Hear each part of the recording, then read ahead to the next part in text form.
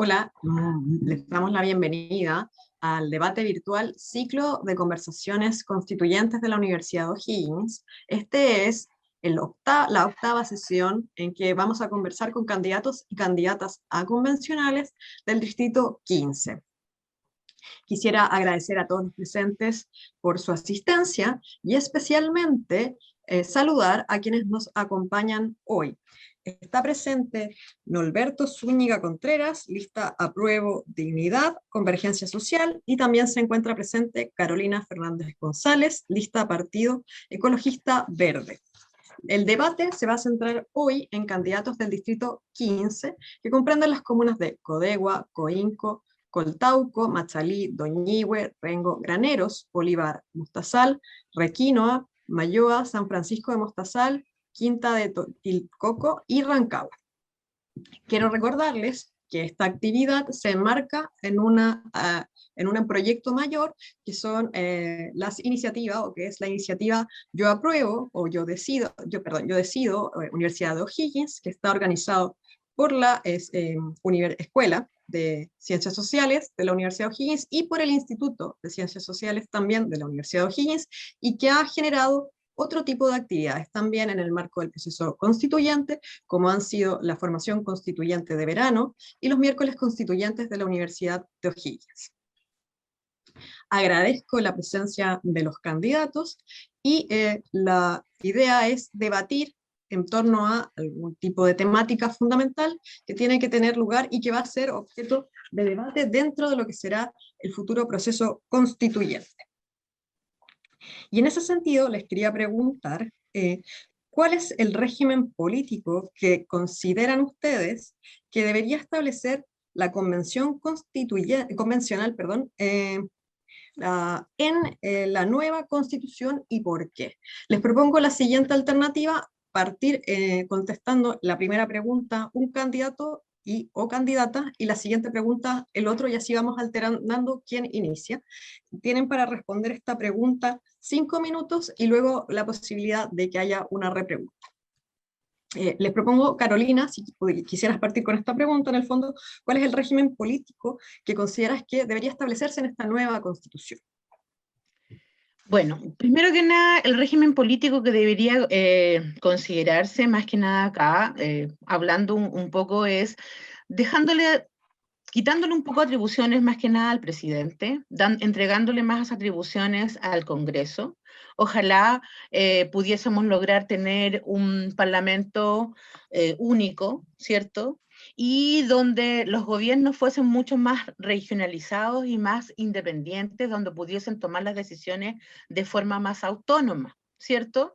Esto sería mucho más de utilidad para nosotros y valorando también todas las regiones en lo difícil que es concentrarse derechamente cuando tienes que tomar decisiones con pedirles o permiso a lo que tiene que ver con la parte central de gobierno, ¿cierto? Aquí derechamente yo creo que tendría que ser un gobierno no sé si esto podría llamar semipresencial, pero entregándole mucho más, presidencial, perdón, mucho más atributo al Congreso. Eso es lo que realmente yo creo que debería existir, ¿cierto? Y también, como le decía yo, con un aspecto mucho más regionalizado también. Eso. Perfecto. Norberto, damos la palabra a Norberto Zúñiga para que conteste esta misma pregunta: ¿cuál es el régimen que considera, desde un punto de vista político, que debería establecerse en esta nueva constitución? Muchas gracias, Pilar. Bueno, dar la bienvenida a todos quienes se están sumando al conversatorio, que nos están viendo. Y saludar a Carolina, es un agrado estar acá en conjunto conversando. No nos habíamos encontrado en otra oportunidad, así que estoy muy contento de poder conversar con ella. Mira, yo creo que en lo político, la nueva constitución debe ser capaz de crear un orden democrático paritario, plurinacional, que dé básicamente experiencia a la idea definitoria de toda democracia, que el poder viene del pueblo diverso. Algo que pasó en el último proceso de la revuelta popular es que hay una crisis política que es un elemento central que se debe considerar para este desafío. Entonces, en este caso, no podemos tener la misma institucionalidad como la actual, sino que tenemos que crear una institucionalidad política que sea la llave para poder posibilitar los cambios a nivel social, a nivel económico. Por ejemplo, para esto yo considero, y ahí estoy de acuerdo con lo que explicaba Carolina, que tenemos que crear un Estado donde el régimen sea un régimen semipresidencial, donde se limiten las atribuciones del presidente de la República, donde se limite el poder de veto, por ejemplo, que hoy tiene, donde la iniciativa exclusiva del presidente en materias, por ejemplo, que toquen el presupuesto nacional no puede ser de exclusividad del presidente. Eso nos tiene, por ejemplo, hoy día con por ejemplo, el retiro del 10%, que en su momento tuvo problemas por el Tribunal Constitucional. Entonces eso no puede seguir ocupando, no puede seguir sucediendo. ¿Ya? Por tanto, avanzaremos hacia un Estado semipresidencial y también un Congreso unicameral. Es central que este Poder Legislativo tenga un poder más expedito de tramitación de leyes y una representatividad mayor democrática. ¿Ya? Esto, insisto, tiene que ser un Congreso unicameral. ¿Para qué? ¿Qué otra cosa tenemos que agregar a este Congreso unicameral? Tenemos que agregar participación, ¿cierto?, de los pueblos originarios, tiene que tener integración paritaria central, tiene que tener integración de las regiones, ¿cierto?, resguardando las zonas menos pobladas que también puedan tener representación, y eso es central para poder avanzar en este sistema político. También creo que a nivel político tenemos que avanzar en mecanismos para abandonar la democracia representativa y avanzar hacia una democracia participativa. Por eso es central que avancemos a nivel local como a nivel nacional. ¿Y cómo podemos hacerlo? A través, por ejemplo, de plebiscitos de tipo derogatorio, plebiscitos de tipo plebiscitos vinculantes, ¿cierto? Donde la gente pueda participar en los planes de desarrollo local o regional, donde existe la iniciativa popular de ley, por ejemplo, y en donde esto nos genere un sistema, un Estado que sea mucho más democrático, mucho más participativo. Y justamente esto tiene que tener una política profundamente descentralizadora, en donde la autonomía regional y el poder de decisión tiene que estar centrado en las regiones y en los territorios y menos a nivel central. Perfecto, muchas gracias. Revisando y viendo las respuestas de ustedes dos, creo que hay tres temas que son centrales. Uno es avanzar, en ambos casos ustedes han planteado hacia un régimen semipresidencial, también han hablado de que haya un Congreso unicameral, ¿no? Y esta idea de que las regiones tengan más poder. Entonces, si quisieran, pudieran referirse a estos tres aspectos, concretamente, por ejemplo, Carolina, ¿cómo planteas tú o qué atribuciones consideras tú que sería necesaria traspasar al Congreso desde el presidente de la República, y cómo podríamos lograr o cómo estructurar un Congreso unicameral en el cual encontremos una correcta representatividad del territorio, es decir, cómo hacer para elegir a sus representantes, cada territorio en el Congreso? Bueno, en realidad nosotros yo creo que concordamos derechamente con Norberto. Bueno, primero que nada, disculpa no haberte saludado con anterioridad y de verdad que en realidad no nos hemos podido encontrar anteriormente en otros debates. Yo creo que debería ser de la misma forma. A ver, primero que nada, el semipresidencial, porque se le tienen que entregar mucho más atribuciones a lo que es en este caso, el Congreso, ¿cierto? Y creo que debería ser a lo mejor electo también, y concuerdo con lo que dice mi compañero acá, Norberto, en que debería ser elegido en este caso desde la misma comunidad. Cuando hablamos de un parlamento que sea de una sola cámara, lo más probable es que se van a agotar los cargos, ¿cierto? Ya no vamos a tener ni Senado posiblemente, ni Cámara de Diputados, sino que va a haber solo una Cámara Central. A lo mejor también, en este caso, ya no serían una cantidad de cupos, sino que a lo mejor se tendría que ampliar una cantidad de cupos más, pero sí tendrían que ser representativos de cada comunidad. Y en este caso, creemos y siento la convicción que para el tema de estos momentos de los constituyentes, hemos logrado llegar a tener un acuerdo, porque lo más importante de todo, aunque falta todavía, pero sí los constituyentes han salido desde la comunidad, desde el pueblo, desde nosotros, desde los ciudadanos, ¿cierto? Desde los ciudadanos mismos que desde el 18 de octubre quisieron impulsar toda esta nueva constitución, ¿Ya? Entonces desde ahí debería ser representativo desde las comunidades, desde las organizaciones, desde los actores civiles, ¿cierto? Bueno, en este caso, por ejemplo, más cercano, yo no soy activista política, yo lo que soy un actor social, soy de una comunidad, de una agrupación de personas que trabaja con la comunidad. Y yo creo que es súper cercano a eso. Deberíamos ser una representación que represente, más valga la redundancia, que represente a todos los ciudadanos. Y desde ahí, posiblemente, habría que hacer una elección parecida a lo que se está haciendo con las constituyentes. ¿Ya? En el caso de tener que elegir una Cámara en donde cada uno de nosotros nos sentamos representados por las personas que van a estar en ese momento ahí. ¿Ya? Ahora, desde esa manera hay que quitarle atribuciones también a lo que sea el presidente. En este caso, como decía también mi compañero Alberto, se está mostrando, bueno, nos ha tocado vivir estos meses el tema del 10%, en donde parece que en estos momentos pasa a ser como estamos haciendo como, o el presidente está haciendo como un gallito de fuerza, de quién en realidad le toca más o menos, o como no van, yo me voy a salir con la mía, diciendo que en realidad esta es una atribución derechamente desde el presidente, y los derechos sociales de las personas que en realidad han estado sumamente complicados durante todos estos meses por no tener los recursos económicos, ¿cierto?, para poder salir adelante, se han visto soslayados, ¿ya? Entonces, desde ahí sí hay que quitarles atribuciones al presidente y entregárselos a la Cámara, que en este caso sería una Cámara unilateral, ¿ya? Cuando hablamos que todo esto tiene que ser en conjunto con el tema regionalista, es porque derechamente pasa también mucho de que cuando nosotros empezamos a tomar acuerdos o se necesita algún respaldo que sea regional y tenemos que esperar meses para decisiones que en realidad no se han tomado, la gente ya se empieza a desmoralizar. ¿Ya? Yo lo digo desde que yo soy dirigente social, en donde soy dirigente de una agrupación de personas con discapacidad psiquiátrica que han luchado por mantener y que trabajamos por los derechos de las personas más vulnerables de este país. Entonces, y que sienten que en realidad en estos momentos no son representadas. Entonces, claramente, de todo lo que te he dicho hasta el momento, es importante que la gente se siente representada con esta Cámara. ¿Alguna alternativa?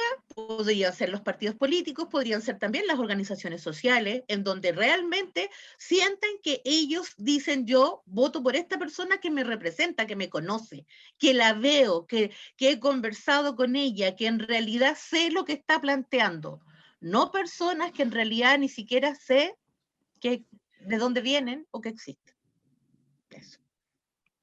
Muchas gracias, Carolina. Norberto, en esta misma línea de ver qué atribuciones, bueno, tú mencionaste algunas atribuciones, pero si te quisieras explayar en qué atribuciones debieran pasar del presidente de la República al Congreso, cómo estructurar este Congreso unicameral y cómo lograr también esto que es tan importante en un nivel regional, como es la relación entre el poder central y las regiones. Muchas gracias. Sí, yo ya he hablado de algunas atribuciones y las vuelvo a repetir y yo puedo explayar un poco más sobre ellas. Hablaba, ¿cierto?, del poder de veto que tiene la presidencia de la República con algunas leyes, ¿cierto? En general el proceso de las leyes es bien engorroso, es un proceso que es muy largo. Yo trabajé un tiempo en una iniciativa científico-parlamentaria donde analizamos todo el proceso de creación de leyes y para ver cómo qué se podía aportar desde el mundo científico a este procedimiento, y es un proceso muy engorroso, muy largo. Y ahí es donde un poco se aborda el tema del Congreso unicameral, de poder definir un Congreso que tenga la capacidad de hacer un poco más expedito esto, porque tenemos que entender que el proyecto de ley, hay ciertos proyectos de ley, que sería una de las atribuciones que le quitaría la presidencia, que cuando, por ejemplo, son proyectos de ley que se tramitan en torno o que tienen que, o toca la ley de presupuesto, o lisa y llanamente la misma ley de presupuesto, son enviadas por el presidente. Una de las formas en la que lleguen los proyectos de ley a la Cámara de Diputados son las mociones presidenciales. Las mociones presidenciales, cuando tocan el presupuesto, solo pueden ser nombradas por él. Entonces sería una atribución que le quitaría, porque, por ejemplo, hay muchos, bueno, el 10% es uno de ellos, pero también, por ejemplo, el postnatal de emergencia, que se intentó posicionar, que lo posicionó en ese tiempo, me acuerdo, la diputada Gail Yoman, no pudo salir en su primer trámite porque no tenía el soporte del presidente, o sea, el presidente no estaba auspiciando el proyecto de ley. Entonces, ahí tenemos un problema súper grave. El otro problema grave que tenemos es el poder de veto que tiene con ciertos proyectos de ley. Cuando los proyectos de ley ya están aprobados, están listos para promulgarse, pero el presidente de la República puede poner un veto sobre ese proyecto para que no vea la luz. También está otro tema súper importante, que es la relación entre la presidencia y el Tribunal Constitucional. Bueno, de partida el Tribunal Constitucional tiene que desaparecer como entidad, el sistema de funcionamiento. Creemos ahí de que podemos generar otro tipo de institucionalidad que trabaje en torno a la revisión de la constitucionalidad de los proyectos de ley. Por ejemplo, ahí podemos pensar en la Corte Suprema, o podemos pensar en otro tipo de institución que a lo mejor sea también elegida democráticamente. Ahí creo que es súper importante en este Congreso unicameral, luego de haber quitado esta atribución al presidente de la República, haberlas eliminado lisa y llanamente, avanzar que este Congreso unicameral también ceda ciertas atribuciones al pueblo.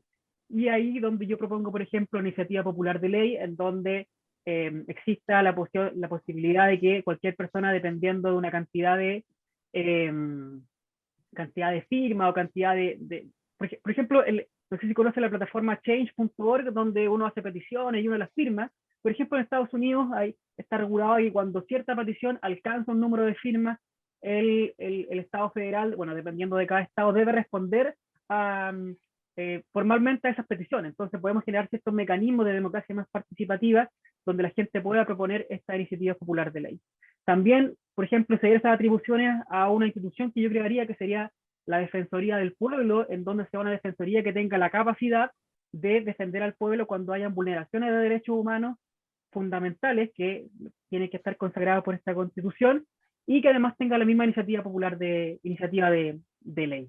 En tanto a la representatividad de este Congreso unicameral, yo creo que es central algo que se intentó hacer cuando se aumentó el número de diputados y diputadas en la Cámara de Diputados, era para tener mayor representatividad. O sea, si hay más personas, y se cambió el sistema de elección a un sistema proporcional que permitía que las ideas estuvieran mayor representadas, pero al tener un sistema unicameral podemos un poco aumentar, ¿cierto?, el número de un solo Congreso, y ahí asegurando escaños reservados para discapacitados, para personas o sea, clases sociales que han sido vulneradas y oprimidas históricamente.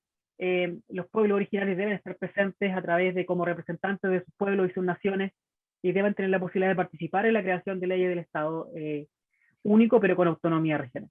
Y con respecto a la descentralización, que hablabas tú de cómo hacer este tema de la centralidad, hay que reconocer un problema que tenemos, que es la dicotomía el eje centro-periferia, en donde el centro siempre tiene mayor recursos y la periferia se siente abandonada. Yo conversaba con una amiga que también es candidata constituyente de Aysén, y ella me decía que ella sentía la descentralización porque estaba muy lejos de Santiago. Yo le decía que el problema de nosotros era que estábamos muy cerca de Santiago. Entonces al final teníamos el mismo problema, pero por distintos orígenes.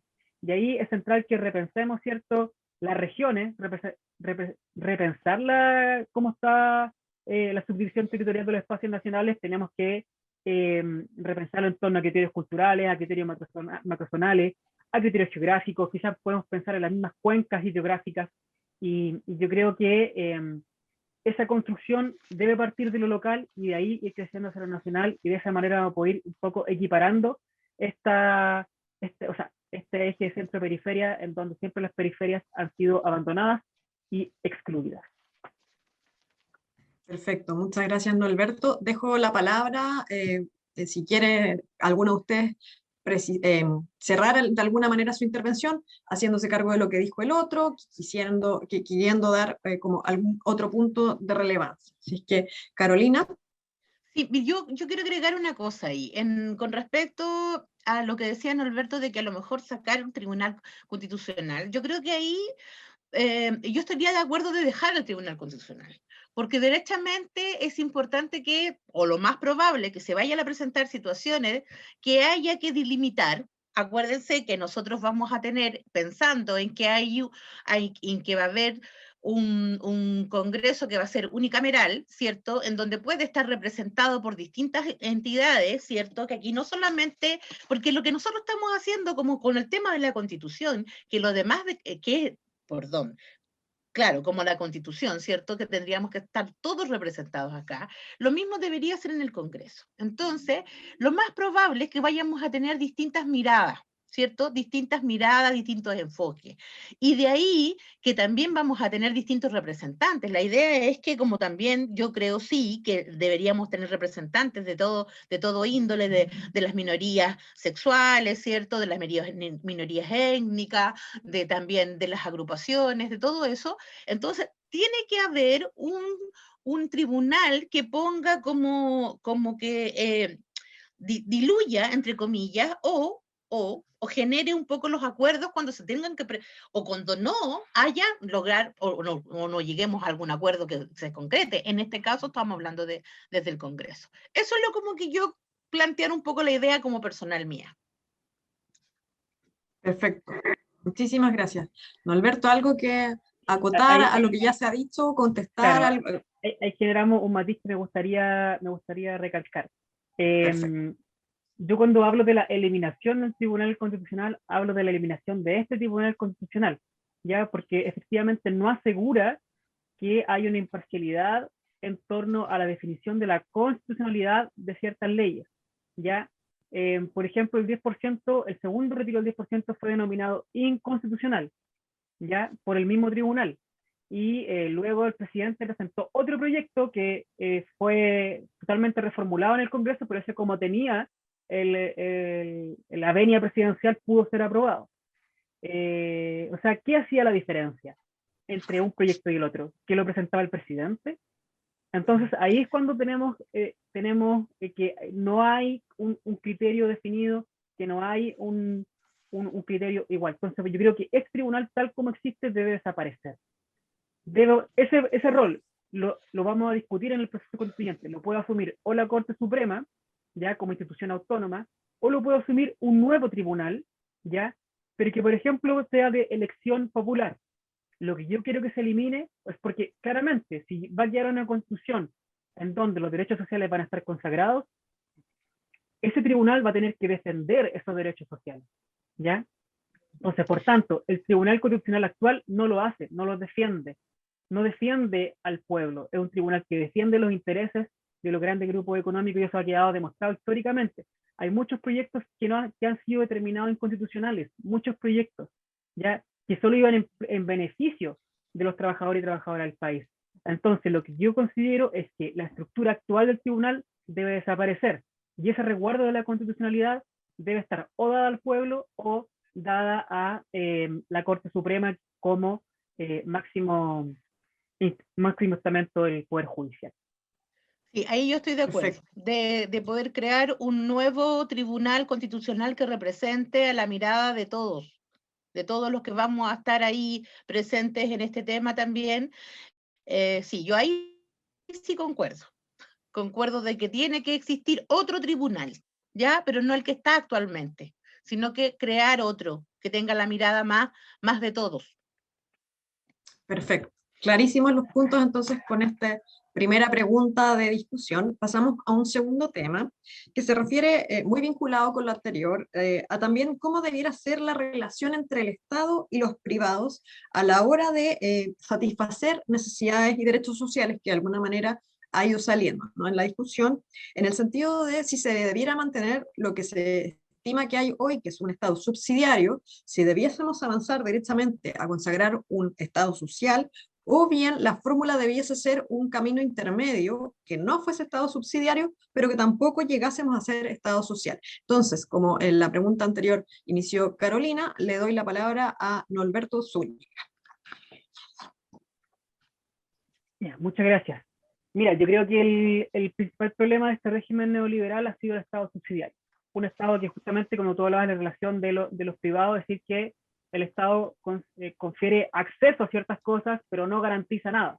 ¿Por qué? Porque entran los privados, ¿cierto?, a satisfacer esas necesidades. Cuando los privados no se interesan, el Estado ahí actúa y genera las prestaciones, o las subsidia, o las concesiones, ya que es lo que tenemos hoy en día.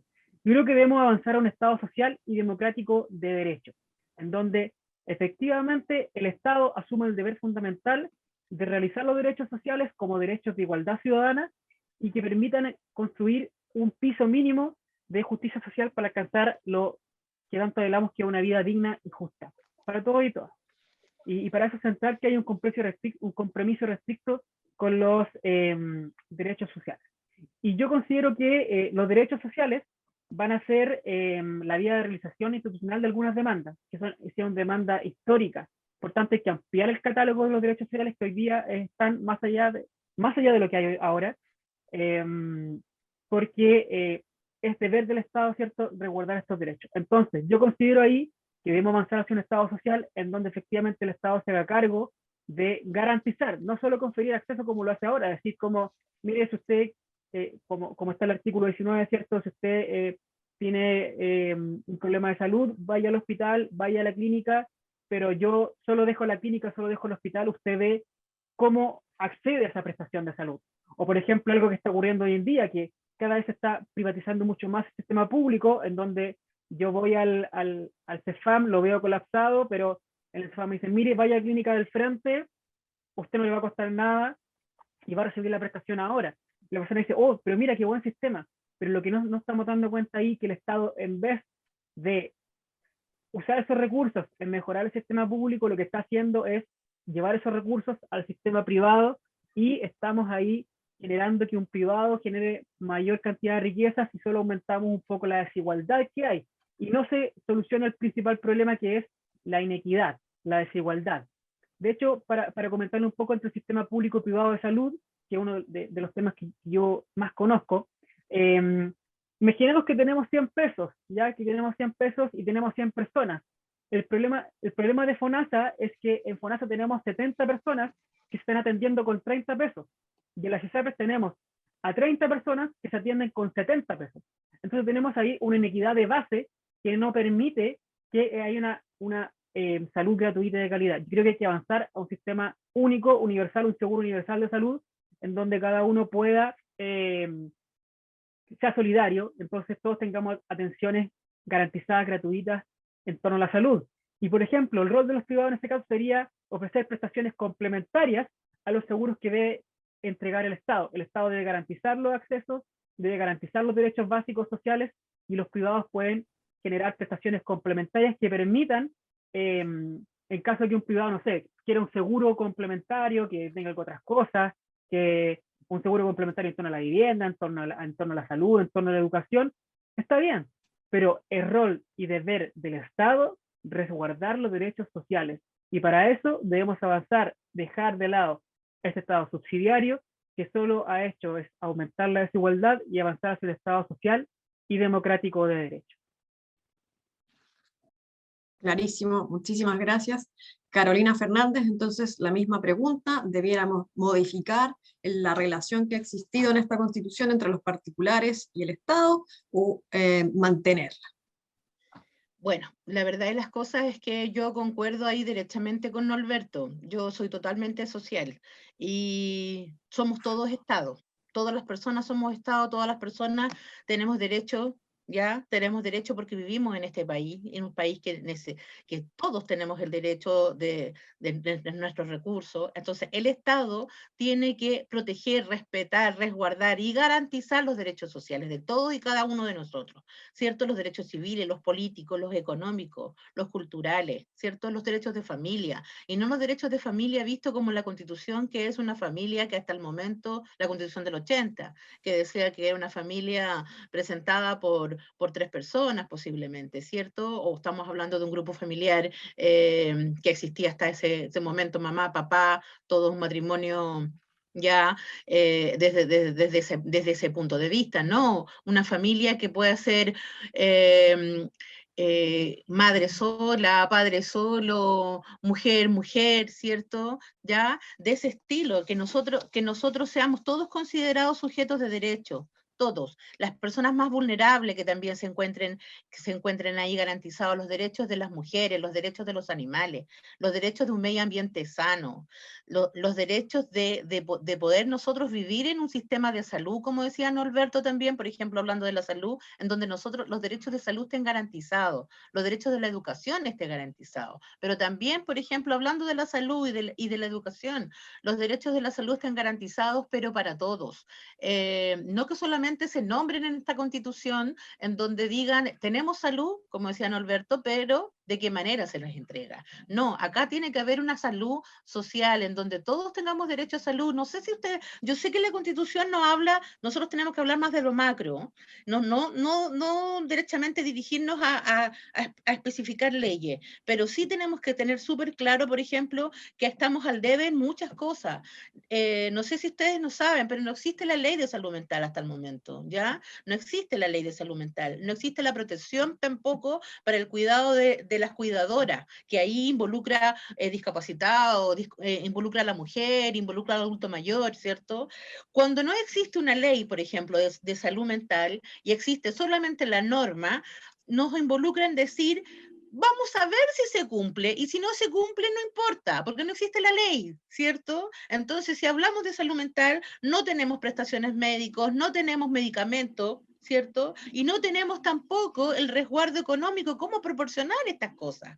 No sé si ustedes saben, pero la parte económica o la parte que te garantiza en lo que es salud mental, te da el 2,1% de lo que garantiza a todo el recurso económico que se le entrega a la salud en el país.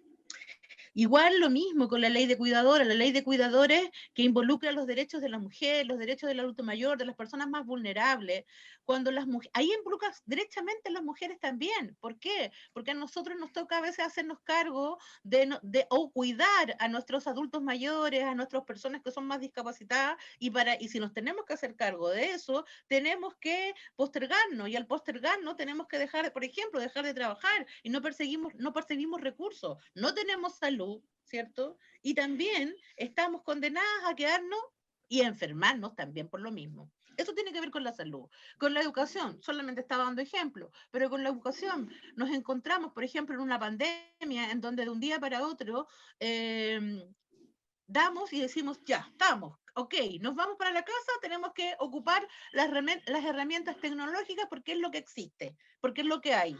En la familia, en estos momentos, están trabajando. Estamos hablando de una familia de 4 personas, ¿cierto? De una familia de 4 personas en donde hay 2 niños que están estudiando. ¿Qué pasa si esos 2 niños que están estudiando no tienen el computador o no tienen el notebook o para poder trabajar? Y tienen que esperar que llegue la mamá hasta el último a la hora de las 7 de la tarde, porque es el único internet que existe, lo del celular, ¿cierto? Para poder conectarse a las tareas. Entonces, no tenemos una educación de calidad, pública y de calidad, y no se entregan los recursos necesarios para eso. ¿Por qué? Porque ahora, antiguamente, hasta el año pasado, hasta antes de la pandemia, a lo mejor tener un celular con internet era un lujo, pero en estos momentos no es un lujo, es una necesidad. Es un servicio básico que tendría que estar también garantizado, porque si nos mandan a todos a quedarnos a la casa, tenemos que también garantizar cómo vamos a poder seguir estudiando con eso. ¿Qué ha pasado con todos los adultos mayores? Los adultos mayores no se pueden conectar. En la agrupación que yo pertenezco y en la que yo soy dirigente social, nos ha tocado un desgaste enorme con las personas que son más vulnerables. ¿Por qué? Porque ellos no manejan celulares, porque no tienen los recursos tampoco económicos, y porque también para incurrir en un gasto de ese estilo, para una pensión de discapacidad o una pensión de un adulto mayor oscila entre los 120.000 pesos. ¿Cómo vas a pagar tú un plan, por ejemplo, de celular que te cuesta, aunque sea 10.000 pesos, que es el más básico? ¿Cómo lo haces si tienes que priorizar otras cosas? Entonces, educación, claro, garantizarla pública, de calidad, pero también las herramientas, ¿cómo las vamos a tener? Claramente la pandemia está mostrando muchas cosas que a lo mejor estaban escondidas y que nosotros no las estábamos viendo, pero que nos dimos vuelta en 180 grados y empezamos a mirar que este mundo que estamos viviendo ahora ya no es el mundo que estábamos viviendo al 2019, posiblemente. A lo mejor le vamos a tener que dar no sé, pues esa regalía a la pandemia de mostrarnos que hay que cambiar muchas cosas. Y es el momento de hacerlo. Tiene que ser garantizada socialmente y tienen que ser garantizados todos los derechos como persona que necesitamos. ¿Los recursos dónde se van a obtener?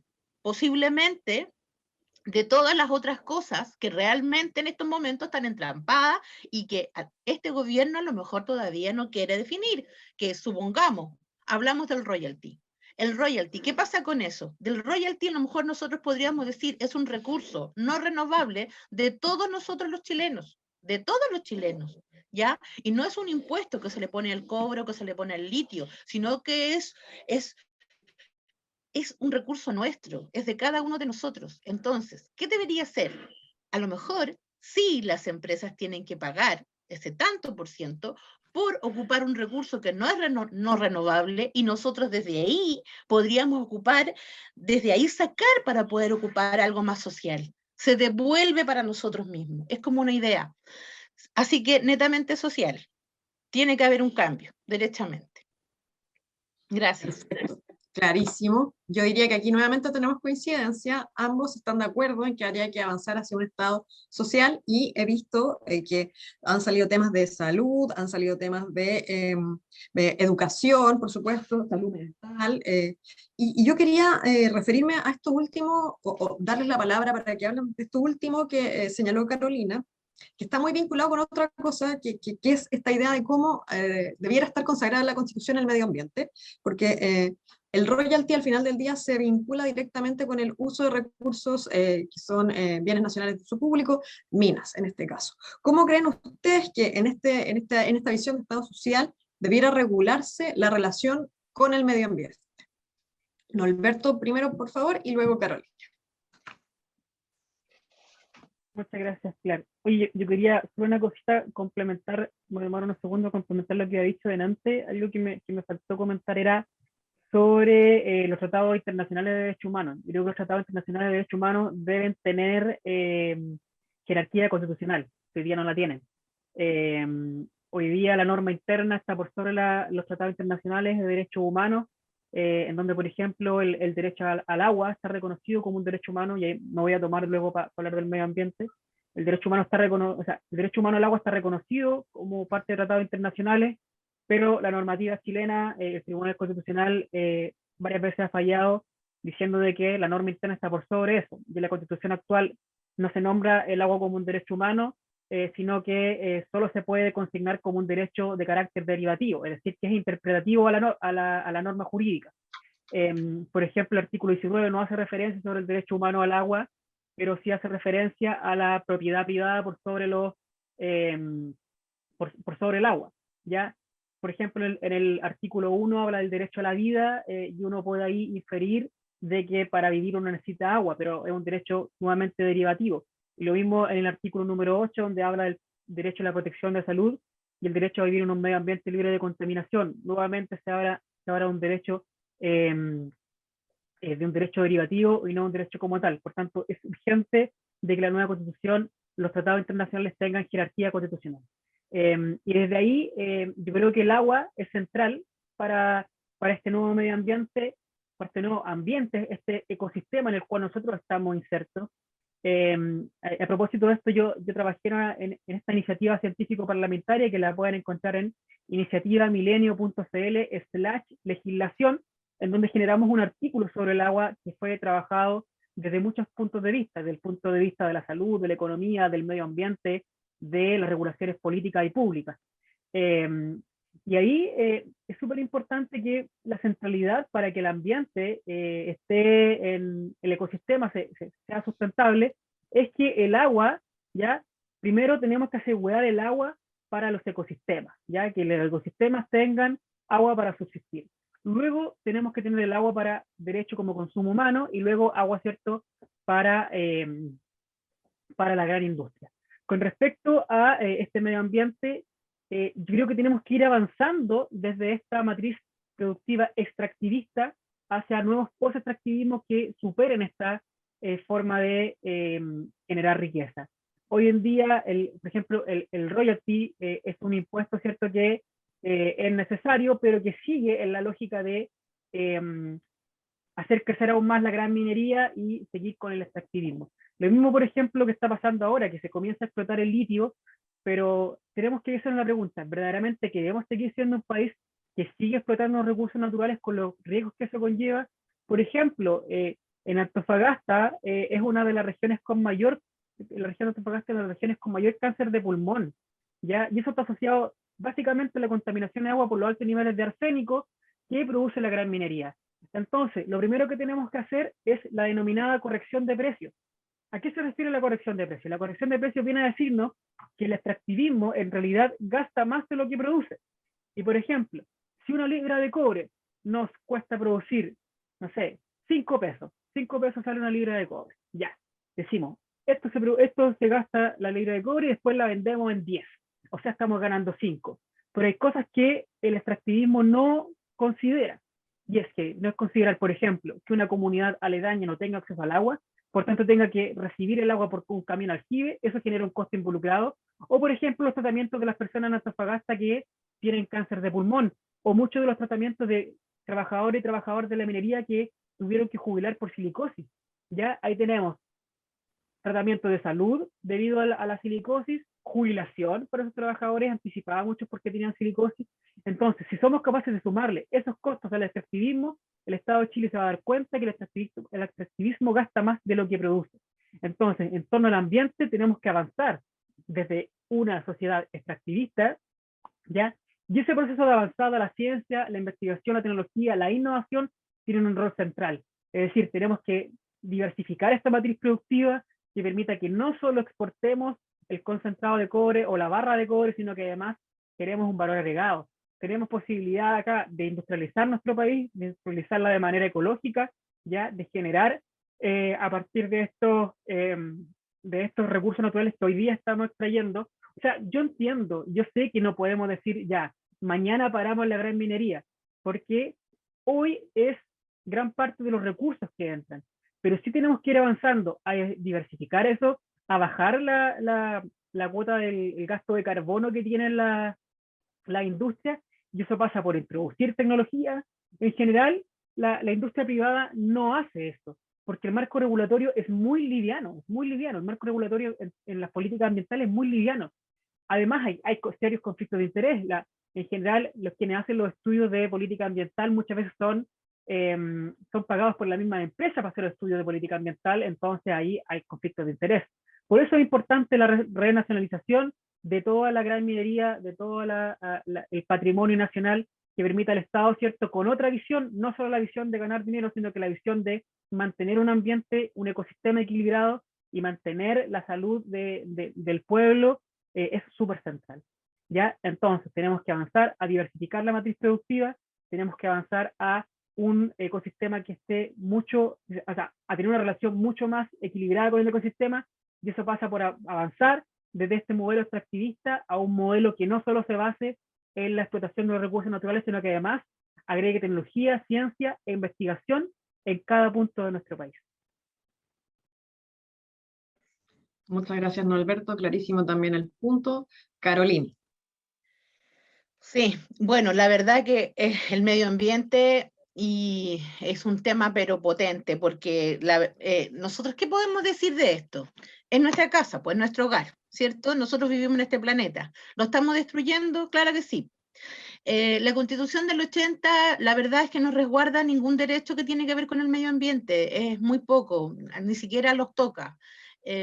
Claramente el agua es un recurso ahora social de nosotros propios, ¿cierto? Un derecho del ser humano, ¿ya? Que tiene que quedar establecido derechamente en la Constitución.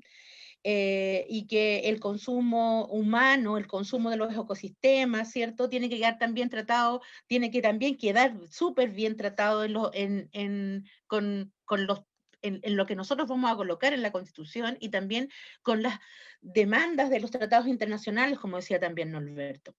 Hay que hacer un estudio, claramente que sí. Sí, el sistema extractivista que se hace en estos momentos a lo mejor no es el mejor, también es claro. Tenemos que ir avanzando, pero yo creo que hay que avanzar con educando a la población sobre lo que es el ecosistema, sobre lo que es el medio ambiente, sobre lo que es hacer el cambio. El cambio no es tan fácil, no es de un día para otro.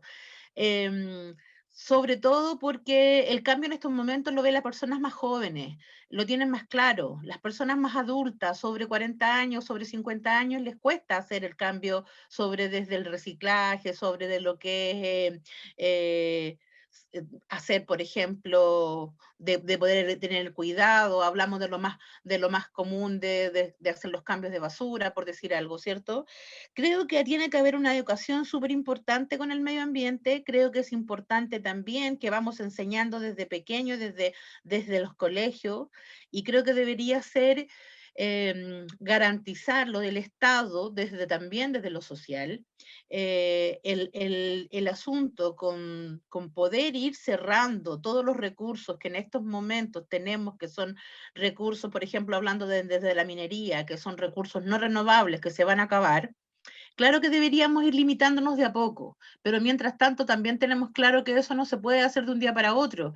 Rancagua es una comuna minera, ¿cierto? Rancagua es una comuna minera en donde, no sé, pues más del 50% de nuestros trabajadores vive de ahí. Yo digo más del 50%, porque posiblemente me equivoco, sea lo más probable más.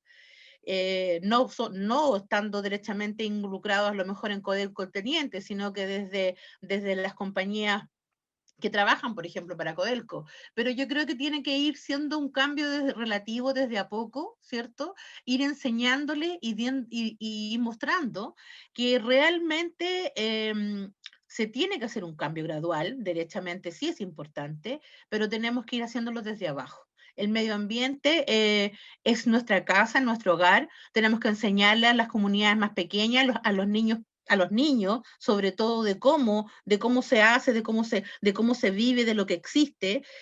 Ahora, cuando yo hablaba delante del royalty, un poco de lo que es el impuesto a la minería, es porque lo que tenemos a mano mientras tanto, no lo podemos desechar. Tenemos que saber que tiene que ir de a poco haciéndose un cambio, y que también tiene que ir un cambio gradual con nosotros mismos. Por ejemplo, hablando un poco de esto, sabemos que las paltas están a 6.000 pesos el kilo, ¿cierto?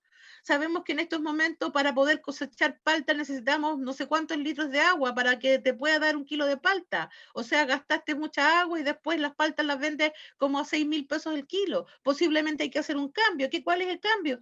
A lo mejor no hay que seguir plantando palta, ¿cierto? Entonces hay que hacer un estudio que tiene que ver también cómo vamos a ir nosotros cambiando. Si nuestro Chile, nuestro medio ambiente ha ido cambiando, posiblemente ya no seamos un clima o un Chile largo donde tenemos climas parcializados, donde tenemos zonas desérticas y zonas con alta lluvia. Ya se ha prolongado este Chile distinto. Por eso tiene que haber un estudio, tiene que haber una enseñanza y tiene que haber un cuidado, pero a nivel general. Yo creo que todavía eso nos falta mucho. El medio ambiente estamos recién de a poco entregándole la mano al cuidado. Creo que en este caso del medio ambiente también involucrar a los animales, que es algo importante, ya, que tiene que ver con eso también, y a nosotros. Así que eso. Muchísimas gracias, muy claro. Yo les quisiera hacer una siguiente pregunta que de alguna manera ha ido saliendo a propósito de lo que es la pandemia, a propósito de lo que han sido algunas demandas sociales históricas. ¿Cuáles creen ustedes que son las principales demandas, amenazas y riesgos que ha planteado la ciudadanía en los últimos años y que debieran considerarse en la Constitución? Y aquí le doy la palabra a Carolina Fernández para que se refiera a este punto, a este tema. Amenazas y riesgos en la Constitución. A ver, derechamente yo creo que el 18 de octubre, que fue el estallido social, nos planteó muchas demandas de la ciudadanía que estaban ocultas, o sea, no sé si ocultas, yo creo que en realidad estaban siendo visibles desde todos los ciudadanos. Primero que nada, que son las demandas sociales, que ya la hemos dicho varias veces, pero yo creo que hay que recalcarla, los derechos de las mujeres, los derechos del adulto mayor, los derechos a tener una salud digna, a un trabajo digno, a un salario digno, ¿cierto? A unas pensiones dignas, a una educación digna. Los derechos sociales son sumamente importantes, que no se estaban visualizando, sobre todo en el tema de cómo nos encontramos ahora también, como lo que decías tú, Pilar, con el tema de la pandemia. Los sueldos en estos momentos son sueldos irrisorios que no nos alcanzan. Si nosotros pensamos que yo soy mujer y que también sé que las mujeres para llegar a fin de mes tenemos que hacer malabares, pensando que de un mes para otro no es posible que un cilindro de gas te suba 4.000 pesos, por ejemplo. Si estamos hablando de que de un cilindro de gas que te cuesta 15 lucas, de un mes pasa a costarte 20 al otro mes, ¿cierto? Y el sueldo sigue siendo el mismo, en donde no existen los recursos de los sueldos dignos, como hablábamos recién, de las pensiones bajas de las personas de adultos mayores, de las personas que son más vulnerables, discapacitadas también. Yo creo que es lo más importante en este caso, y de todo lo que el estallido social quiere demostrar y que ha visibilizado desde la gente, desde de ahí, porque de ahí nosotros salimos como constituyentes, ya desde ahí vamos nosotros, es que los derechos sociales tienen que quedar plasmados y garantizados en esta nueva constitución. Tienen que quedar plasmados y tienen que quedar plasmados pero claritos. Ahora, claramente, ¿nos va a costar ponernos de acuerdo? Por supuesto que sí. ¿Por qué nos va a costar ponernos de acuerdo? Porque hay un sector político también, que también ha ocupado y que ocupó un porcentaje que no es menor, entre el 30%, ¿cierto?, que garantizó sus puestos para la constituyente, y eso lo tenemos claro, ¿cierto? Entonces, y que ese sector político lo más probable es que vaya a querer resguardar sus podría decir, sus patrimonios más bien dicho individuales, ¿ya? De las grandes empresas, ¿ya? En donde los recursos sociales se van a ver a lo mejor más limitados. Pero yo creo que yo tengo la confianza y tengo toda la fe en que nosotros nos vamos a poder lograr de acuerdo, porque yo sé que a lo mejor en estos momentos se ve como que las listas entre apruebo, ¿cierto?, son varias, y yo creo que ahí yo lo atribuyo a que todos tenemos ganas de participar en esta constituyente. Todos hemos tenido ganas de participar. Yo lo atribuyo a eso, que todos queremos mostrar nuestra mirada, que no quede fuera el medio ambiente, que no quede fuera los derechos de las personas con discapacidad, que no quede fuera, por ejemplo, los derechos sociales, o también ver la parte científica, la educación. Todos tenemos las ganas y la ansiedad de querer formular una nueva constitución.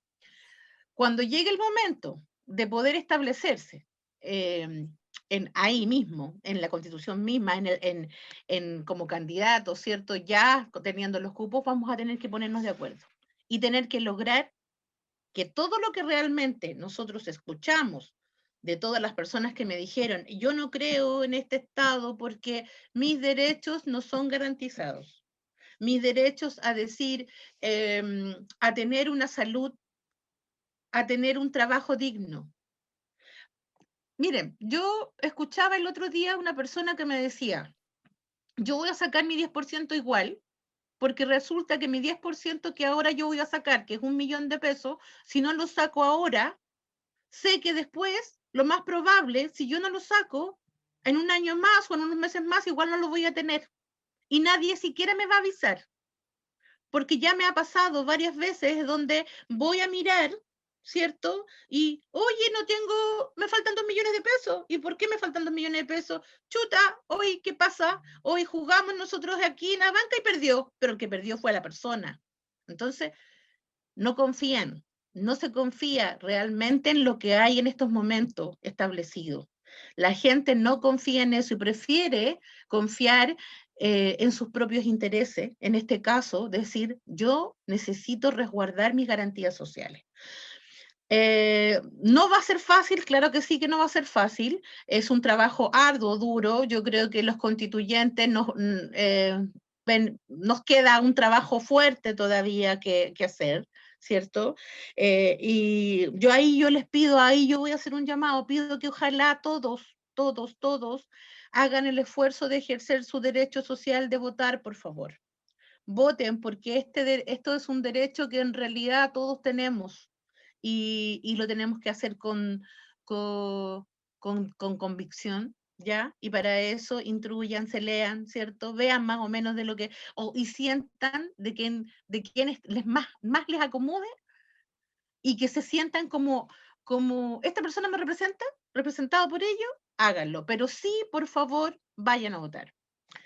No sé si algo me faltó porque ya se me olvidó un poco la pregunta inicial, pero como eso un poco era. Ya, perfecto. No, bueno, aprovecho de recordar la pregunta inicial porque se la hago a Norberto, perdón, en el sentido de que hemos vivido como sociedad pandemia, estallido social, y entonces teniendo ese contexto, más todas las otras demandas históricas que han habido, ¿cuáles consideras que debieran ser las principales demandas, amenazas, riesgos que ha planteado la ciudadanía en los últimos años y que debieran estar en la nueva Constitución? Gracias, Pilar. Mira, algo que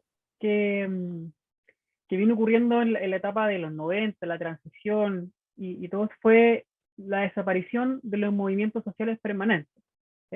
Tenemos que identificar dos tipos de movimientos sociales que son más permanentes, que están siempre en ese trabajo, y ahí podríamos identificar la lucha de los profesores, la lucha de las feministas, pero en general lo que hemos tenido en las últimas décadas han sido básicamente luchas de resistencia, movimientos sociales de resistencia, ya en donde aparece un conflicto y ahí eso genera el movimiento social. Por ejemplo, como ocurrió en Aysén, como ocurrió en Freirina, como ocurrió en su momento, por ejemplo, con los trabajadores del cobre acá en Rancagua, y así sucesivamente otras, bueno, me acuerdo en su momento en Magallanes por los precios también del combustible, pero han sido luchas sociales de resistencia o las denominadas huelgas que hay en torno a las clínicas, trabajadores de clínicas, trabajadores de supermercados, etcétera, etcétera.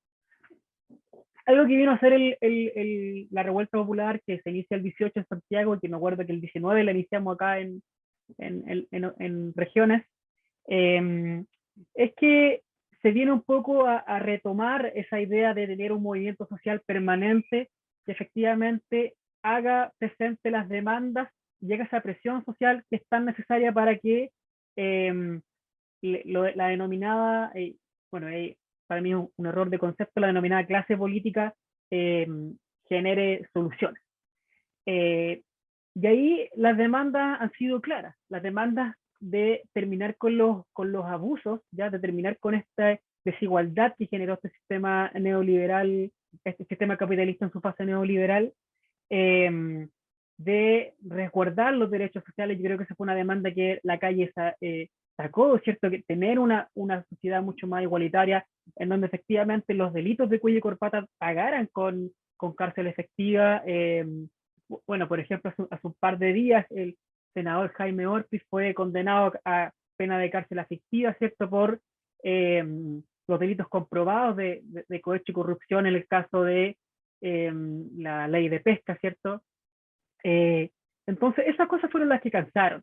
Entonces, al final, cuando suben los 30 pesos del metro, la gente, bueno, esa semana hubieron toda una serie de declaraciones que había bajado el precio de las flores, que si la persona quería pagar menos plata en el metro que se levantara más temprano porque en el horario valle es más barato, todas esas cosas en donde la gente se dio cuenta que al final a esta denominada clase política, nunca le importó nada. O sea, no le importó seguir abusando, no le importó seguir generando esta desigualdad, no le importó realmente el sufrimiento, y cuando se genera este paradigma de la determinada o denominada clase media, que en realidad no existe, ¿ya? Estadísticamente no existe, lo único que tenemos es una clase trabajadora, una clase pobre con capacidad de endeudamiento, que a veces lo denominan clase media, no existe. Bueno, y hace un par de días también con el denominado bono clase media, que al final fue muy poca gente la que pudo postular. Esas son las demandas. ¿Qué riesgo hay en torno a ese proceso? Yo creo que uno de los riesgos justamente que ese movimiento social que se levantó vuelva a decaer. yo creo que es un riesgo, y eso puede ser, por ejemplo, por el mismo cansancio del movimiento social, porque el movimiento social fue bastante inorgánico en su respectiva, habían muchas demandas confluyendo en un espacio físico, pero no tenían una organización entre ellas, era un espacio que no tenía líderes o lideresas marcados, entonces fue una masa de enojo que se expresó y que desencadenó finalmente en este proceso constituyente. Esa es una de las cosas, que ese movimiento social decaiga. Yo creo que ese movimiento social, para el éxito de este proceso constituyente, debe estar marcado, debe estar presente, debe seguir movilizado y exigiendo que se cumplan esas demandas. Y otro punto súper importante, que bueno, la pandemia, por cierto, es un riesgo, sobre todo con el mal manejo que ha tenido el gobierno desde el inicio de la pandemia, cuando las sociedades científicas, las comunidades científicas, las comunidades médicas dijeron con evidencia de que había que tomar otras determinaciones, no se tomaron, y eso es lo que nos tiene como estamos hoy, ¿cierto? Donde hay más personas pobres, donde se ha generado una mayor precarización, donde hay gente que no puede salir a trabajar, como decía Carolina, te mandan para la casa, pero no hay una renta básica que sea por sobre la línea de la pobreza, por favor, al menos, no lo que se está ofreciendo ahora, que permita que las familias puedan estar en la cuarentena. Y otra cosa que me parece también muy vergonzosa fue lo que reportó Forbes, en donde habló de que las riquezas más grandes del país habían aumentado en un 70% sus recursos durante la pandemia. Eso es vergonzoso e inaceptable. Cuando tenemos una clase trabajadora que se empobrece cada vez más y pide a grito ayudas, y por eso está pidiendo el tercer retiro del 10%, no porque queramos tener una presión más baja, sino porque no han habido respuestas del gobierno. Por tanto, la única forma que tenemos es acceder a esa que es nuestra plata finalmente. Entonces me parece inaceptable que se siga en esa línea. Por eso es muy importante la movilización, es muy importante que se genere. Yo creo que hay dos cosas súper importantes para este proceso constituyente. Uno, que sea un proceso, tres. Uno, que sea un proceso mucho más democrático, en donde la gente efectivamente pueda participar en la toma de decisiones del proceso constituyente. Lo segundo es que, dependiendo de cómo quedó establecido la ley del proceso constituyente, es que se habla del 2/3 de quórum, ¿cierto? Es importante de que se genere esos 2/3 para dejar en la Constitución las demandas del pueblo, pero otra cosa súper importante es también ser capaces de generar 1/3 que sea capaz de bloquear y vetar a esos grupos neoliberales y a la derecha que van a querer dejar muchas cosas tal como están y no cambiar el sentido del Estado, por ejemplo, como hablábamos acá de subsidiario solidario o social y democrático de derecho. Entonces también, tal como importante es tener esos 2/3, también es importante tener 1/3 para evitar que los que han gobernado en los últimos 40 años sigan administrando y sigan profundizando el modelo actual. ¿Puedo yo? Muchísimas sí, es que Carolina, ningún problema. Muchas gracias, Norberto. Si tú quieres agregar algo más o hacerte cargo de algo que dijo él. Gracias, no, si yo solamente quería sumar a algo que dijo Norberto que es verdad, que tiene que ver con que no podemos dejar que los movimientos sociales mueran, ¿cierto? Para nada, al contrario, yo creo que eso es la voz de lo que todos hablamos, desde la comunidad, desde la sociedad, desde la persona común, ¿cierto? Acuérdense que nosotros estamos creando una constitución que es de todos y para todos, ¿cierto? Es hecha desde nosotros mismos, de acá, de nosotros como ciudadanos. Entonces, pensando en lo que dice Norberto, de que no dejar que los movimientos sociales mueran, que eso también yo creo que es importante verlo, creo que hay que potenciar a los movimientos sociales que hay ahora, a lo mejor más organizados. Estoy pensando en una idea, ¿cierto? Más organizado a las mismas organizaciones sociales, potencial a lo mejor ahí desde donde el punto que hablamos delante desde lo regional. Por ejemplo, las organizaciones sociales tienen que ser inyectadas con con dinero, con recursos, con claridad, porque saben ustedes que desde las organizaciones sociales es donde se crea la cultura, es donde se crean los líderes, es de donde se crean las ideologías, el pensamiento del que tú vas a querer caminar después del resto de lo que va a ser tu vida. Y estoy hablando de todo tipo de organizaciones sociales, no estoy hablando no solamente como la que yo estoy, organizaciones culturales, organizaciones a lo mejor de que tienen que ver con de mujeres, ¿cierto? De adultos mayores, sino que darles prioridad a lo que somos nosotros, las personas. Creo que de esa manera, pensando en que no deben morir los movimientos sociales, en donde hay que inyectar eso, pero para eso tiene que ser de forma más regional. Creo que esa sería como una especie de solución de lograr que los movimientos sociales no quedaran solamente como quiso Norberto, solamente en el estallido de decir la rabia de lo que está pasando, sino que esto que nos ayude a permanecer. ¿Ya? Y la única manera de permanecer es eso, no dejando, está en la agrupación, a nosotros nos pasa, yo lo digo, me cuesta un mundo, nosotros como agrupación tenemos que, para poder, más que nada mantenernos, tenemos que estar postulando a distintos subsidios, por decirte, o a lo mejor a fondos, que son proyectos, ¿cierto? Que son proyectos, en este caso, por ejemplo, discapacitados. Pongo claramente un ejemplo. Postular a proyectos de ayudas técnicas, que no tiene que ver en este caso con la salud mental, pero también tiene que ver con la línea de que yo voy, que son los derechos sociales de las personas con discapacidad.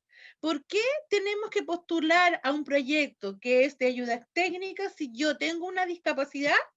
Tengo que postular a algo que realmente debe ser para mí. O sea, es como, disculpen que lo diga, esto no es un concurso. ¿Por qué por qué no queda garantizado? Tiene que quedar garantizado. Entonces no es como de 10 personas que necesitan la ayuda técnica, hablamos de un bastón, por ejemplo, de 10 personas que necesitan el bastón y todas lo necesitan, ¿solo 5 van a tener el bastón? ¿Qué pasa con las otras 5 personas que lo necesitan igual? Es como, siga participando.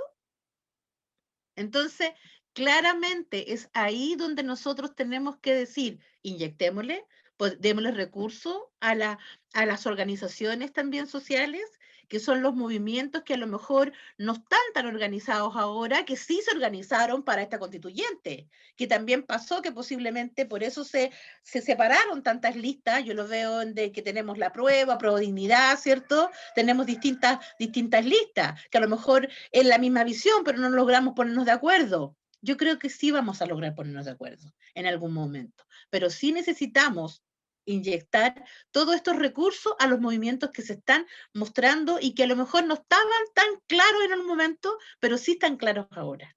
Eso más que nada. Muchísimas gracias. Doy la palabra a Norberto para que quiera referirse a lo que acaba de decir Carolina o complementar algo que le haya dicho anteriormente. Sí, yo creo que es central en este proceso que efectivamente logremos muchas cosas de las que hemos dicho, no solo ahora, sino que probablemente en todos los conversatorios en los que hemos estado, es generar esa unidad de las fuerzas transformadoras que nos permita avanzar hacia esto que soñamos y anhelamos, y no solo soñamos, sino que también lo merecemos, y que es nuestro finalmente. O sea, eso es lo principal, que es nuestro. Ahí hay temas súper importantes de lo que hablaba, por ejemplo, Carolina, de estas ayudas técnicas, donde al final esas cosas deben estar garantizadas. O sea, por ejemplo, nosotros mismos como, bueno, y ahí Pilar también debe saberlo, como muchas veces como trabajadores y trabajadoras del conocimiento, el poder generar proyectos de investigación depende mucho de la subsidiariedad del Estado. O sea, este proyecto de investigación es importante y tiene recursos, y este proyecto el Estado dice que no es importante y no tiene recursos. Y sabemos que, por ejemplo, gran parte de los fondos se los están llevando las mismas 3 universidades o 4 universidades de siempre, ¿ya? A pesar de que yo provengo de una de ellas, pero reconozco esa desigualdad que también ocurre, ¿ya? Entonces acá hay una desigualdad y una subsidiariedad a todo nivel. tanto a nivel de la salud, tanto a nivel como nos puede pasar con Pilar con el tema de la investigación, y que para poder generar una investigación tenemos que armar un Fondesit o tenemos que postular a algo, y de eso muchas veces depende el alimento. Si no, si por ejemplo no estás contratado o contratada en una universidad, tienes que generar ciertos proyectos para poder trabajar. Y bueno, y un poco lo que hacemos nosotros en la Asociación Nacional de Investigadores en Posgrado, en la cual fui director hasta pocas semanas, ya que ahora entramos en procesos de elecciones, pero eso es, nos damos cuenta que al final hay demandas. Nosotros luchamos en contra de la precarización laboral de trabajadores y trabajadoras del conocimiento, pero al final nos damos cuenta que esa precarización no solo está en el conocimiento, sino que también están los trabajadores del cobre, están los trabajadores y trabajadoras de la salud. Entonces, ahí hay muchas temáticas que son transversales y que deben ser la punta de lanza para que nos unamos y para que generemos este proyecto constituyente conjunto y este proyecto constituyente único que nos lleve a cambiar los destinos del país. Grandes temas han salido en esta discusión. Yo les quiero hacer una última pregunta breve para ir cerrando el debate y que se refiere a Norberto Zúñiga, Carolina Fernández. Ustedes, como futuros constituyentes por el Distrito 15, ¿cuál consideran que son sus grandes preguntas? Y le doy la palabra primero a Norberto y luego a Carolina. ¿Cómo fue lo último? ¿Cuáles creen que son? Las grandes propuestas que ustedes llevarían a la constituyente. Claro. Ya, muchas gracias. Yo creo que algo que es central para este proceso constituyente, independiente de lo que pase y para el destino del país, es que el agua sea de los pueblos. El agua debe volver a ser de los pueblos, debe volver a ser del ecosistema. Para eso yo creo que también tenemos que llegar a un Estado social y democrático de derecho, en donde los derechos sociales estén garantizados, donde efectivamente el Estado se haga cargo de la ejecución de esos derechos fundamentales. Para esto yo también considero que el rol de la ciencia, de la investigación, el derecho a la creación, a la participación y al goce seguro de los beneficios de todos los conocimientos, y no solo conocimientos académicos, sino que también conocimientos populares y saberes ancestrales, es esencial. Eso pasa por un reconocimiento de los pueblos originarios, por reconocernos como un Estado donde conviven pueblos y naciones. Yo creo también que debemos avanzar hacia un sistema de seguridad social, donde generemos un sistema nacional de cuidados, un poco lo que hablaba Carolina, en donde tenemos una crisis de cuidados, en donde principalmente son las mujeres las que asumen las labores de cuidado y el Estado no hacen reconocimiento de aquello. Por otra parte, en este sistema, esta seguridad social, también hablamos de un sistema de pensiones solidario, ¿cierto? Un sistema de pensiones en donde hay una participación tripartita, donde se elimine el Estado, el sistema de AFP, y avancemos a un sistema que efectivamente reconozca el esfuerzo que hicieron trabajadores y trabajadoras durante sus años activos. ¿Ya?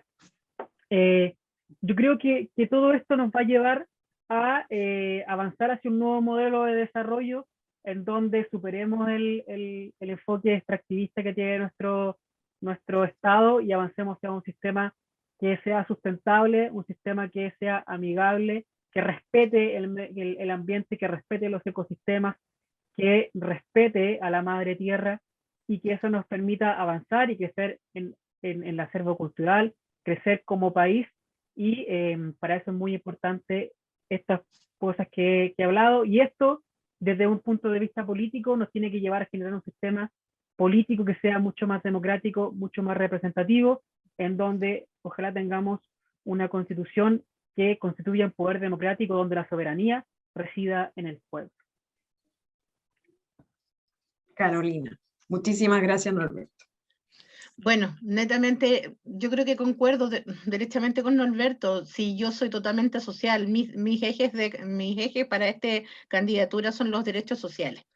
Y los derechos sociales en su plenitud, los derechos sociales de un sueldo digno, los derechos sociales de una salud digna que tiene que estar garantizada en esta Constitución, del trabajo,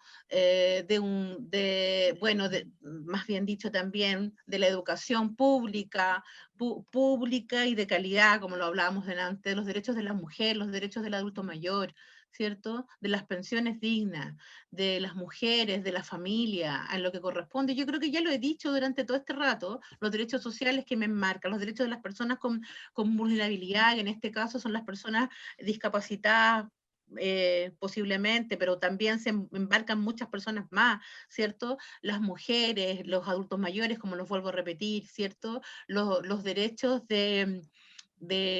bueno, de un medio ambiente sano, de un medio ambiente ecologista, sano, y de todas maneras de una constitución que nos garantice todos nuestros derechos.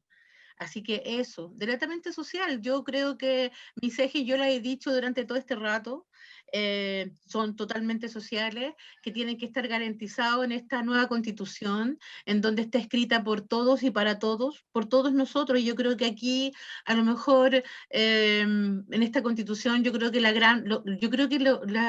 la gente la está mirando como la opción de que puede estar representada por personas que son, que a ti te dicen, yo creo en esta persona porque es cercana a mí, que no solamente posiblemente son los abogados constitucionalistas, los que pueden saber un poco más de leyes, sino que hay sectores, hay en realidad personas de distintos sectores, y eso yo creo que lo enmarca y le da una calidad súper global, y yo creo que es lo hermoso que es lo que está pasando con esta nueva constituyente, con nosotros, con esta constitución.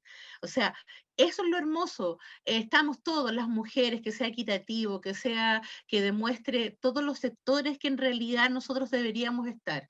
No sé si soy demasiado romántica, pero yo creo que es importante dejar claro que en realidad esta constitución es de acá, como dijo también Norberto, es del pueblo, es de todos nosotros. Que tienen que quedar garantizadas muchas cosas, por supuesto que sí.